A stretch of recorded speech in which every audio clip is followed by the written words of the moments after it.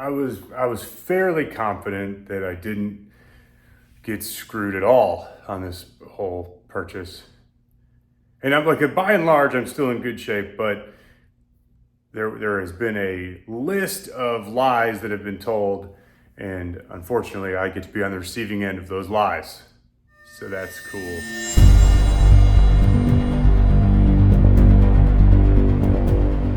Before I dive into what I've discovered with the help of a lot of people that have commented or sent me messages after watching a couple of the Malibu videos, but again, what I want to say before I get into that is the person that sold me the vehicle, I don't believe this was malicious intent. I don't think he did this on purpose. I believe that the person that assembled the long block for him is to blame for what has occurred and what has transpired. The guy that sold me the car doesn't strike me as a dishonest person. He strikes me as a straight up dude. I have a good vibe for that with people, and I really don't think that he is responsible for this. And at the same time, I don't really care either. There's nothing I can do about it now. I purchased the car. But I'm gonna show you what has been discovered since I put up a couple of these videos, what has been relayed to me, rather from help from people watching.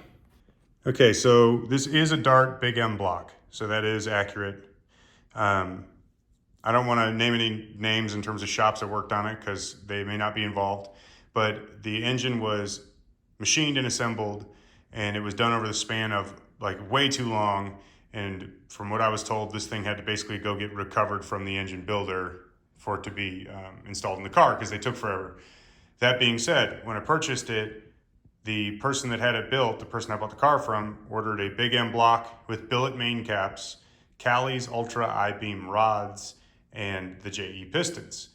But bear in mind, the 2 points that are important here are billet main caps, Cali's rods. So if we take a dive in, also a Cali's Magnum crankshaft. So Cali's Magnum crankshaft, Cali's rods, and a Big M block with billet main caps. That's what this is supposed to be. I already got these loose. So let me pull these out real quick. This is where this started. I wanted to check the part number on the crankshaft just to verify what I had, and that's where this all began. So the part number on these blocks sits behind that front counterweight. So let's pop this main cap. I'll show you what we got. Ooh. I should really use like a camera holder, tripod, if you will. What does that say? It says Compstar. It doesn't say Cali's, it says Compstar. That's not a Cali's Magnum crank. Why does that matter? Honestly, for the power I'm making with this engine, or I plan on making, it doesn't really matter. That crank should hold just fine. But it matters from a principle standpoint for me and from a value standpoint. A Magnum crank is mid 3,000, 3,500 bucks, something like that, 3 to 35.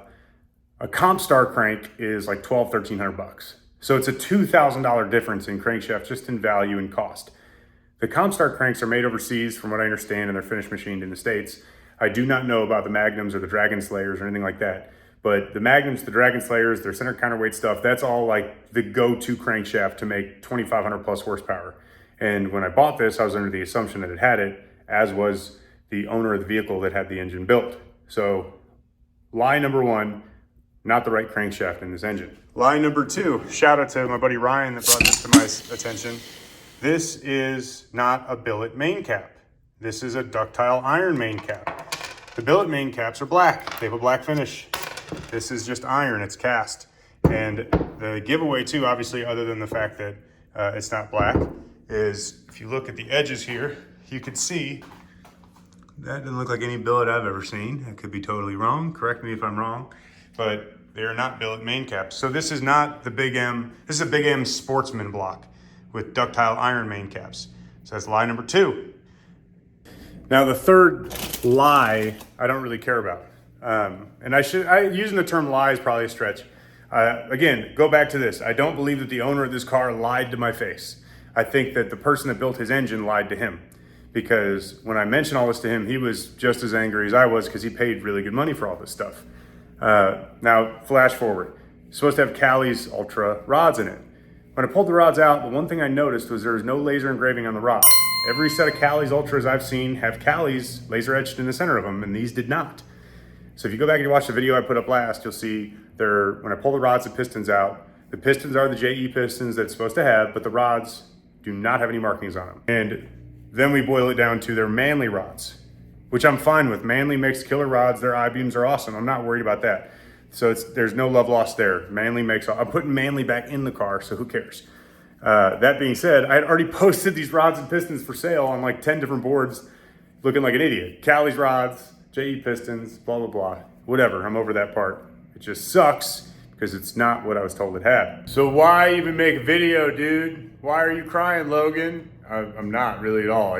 I have no content to put up because I'm waiting on parts, so I figured that would be the move. Just cry on camera for a little while and then show you guys the rest of the engine bay stripping and prep work to start painting.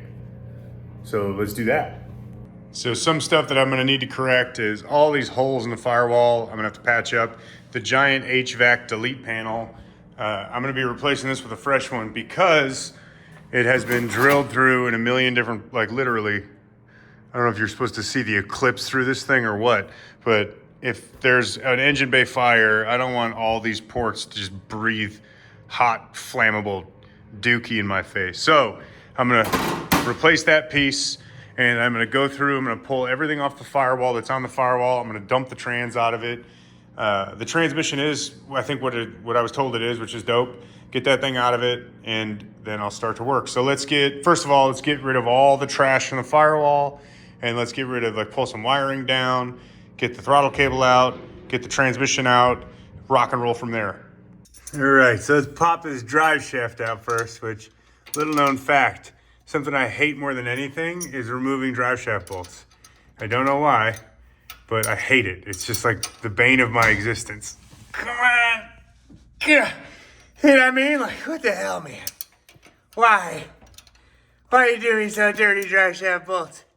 Let's do the rest of this off camera, because I'm probably going to have an aneurysm trying to do this. There we go. This is safe. This is a safe way to do it. Come on. Yeah! What are you afraid of? Why was he tightening them so much? Who hurt you? Who hurt you, dude? Ironically, this one was just like finger tight. Oh, of course, until the very last. Okay, good. I thought like I turned the camera on and then the nuts like, psych! Yeah, all right. 2 straps down. Come on, come on.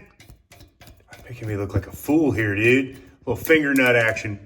Boop, boop, boop, boop, boop. Come on, man. Boop, dude.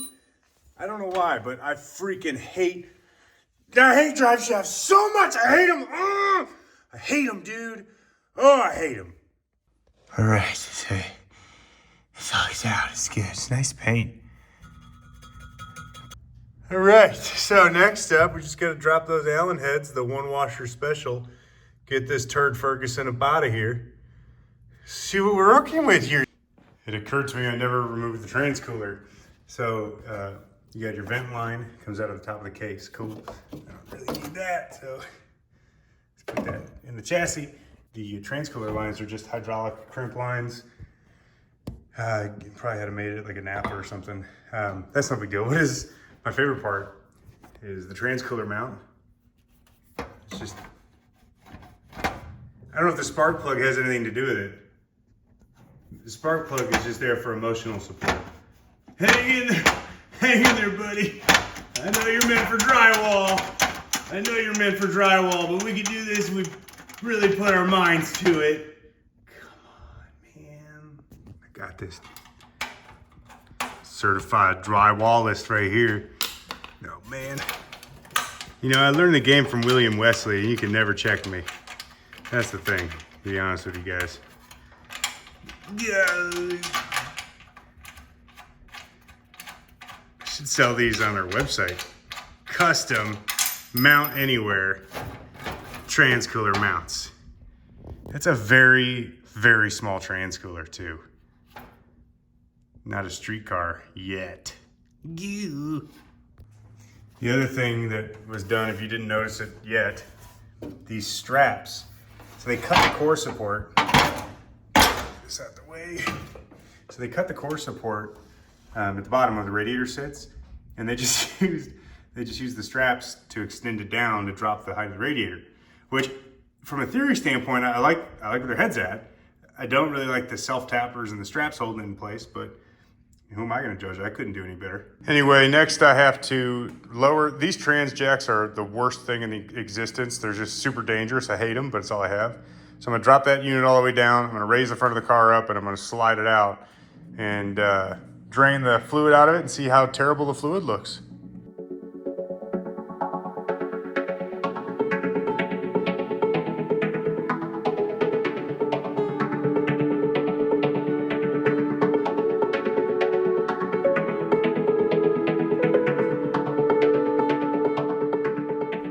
First up is the converter. I was thinking it was a Freak Show was the brand. I can't remember exactly, but figure that out real quick. No legible markings on the converter, no notes, no nothing. So anyone that knows a company that paints their converters bright green, if Freak Show I think is what he said it was, I don't know what that means. I've always used Dusty Bradford at PTC or Pete Nichols at Circle D for my stuff. Apparently this is a Hughes Performance Power Glide. The fluid, I don't know if you can see those driplets. The fluid smells terrible already, and it's very dark compared to what I expected for a fresh transmission. So I am not holding out a ton of hope on what's gonna be inside this thing now. Also, anybody want this rock light kit? It was on my Can-Am when I bought it, and I uninstalled it.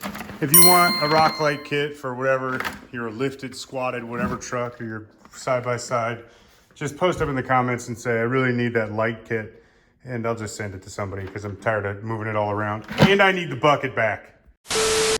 All right, I got the Death Jack set up. I'm gonna just go ahead and mute it, and I'll fast forward this because this is abysmal to listen to. All right. We're jacked up, dude. Boom, baby. Little brick action up in here. Can't go wrong. Keep them bricks on me. Yo, man, so whoever tightened the drive shaft, tighten that freaking drain plug. Good God. Oh, man, what are you planning on, dude? Oh, there's a red Loctite on it. That's probably why. $1 bet. How's it gonna look? I'll tell you, it's gonna look terrible. Ah. Okay, so let's take a gander. Let that drain and put a light on the back side of it. What do we got? A little murky, but really not terrible.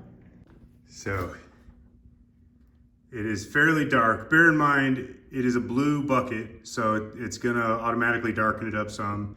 It didn't look terrible coming out, but it smells terrible. So that's good, that's good. Transmission's on the bench with the transmission mount. That may look like a Harbor Freight light, but it's actually a appropriate transmission building fixture. All I'm gonna do is pull the pan off.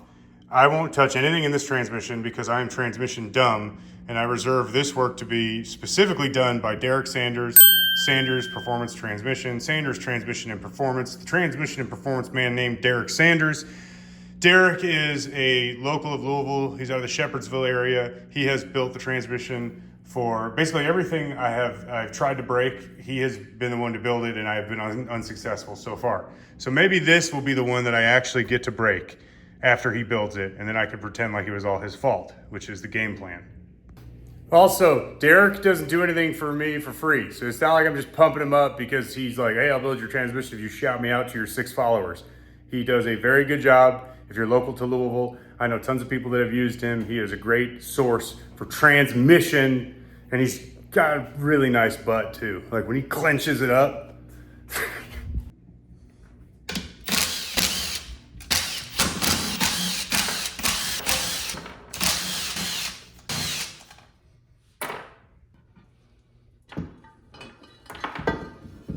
God dang.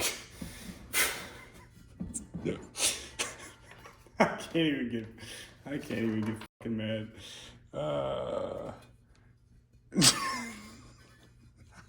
Dude, come on, man.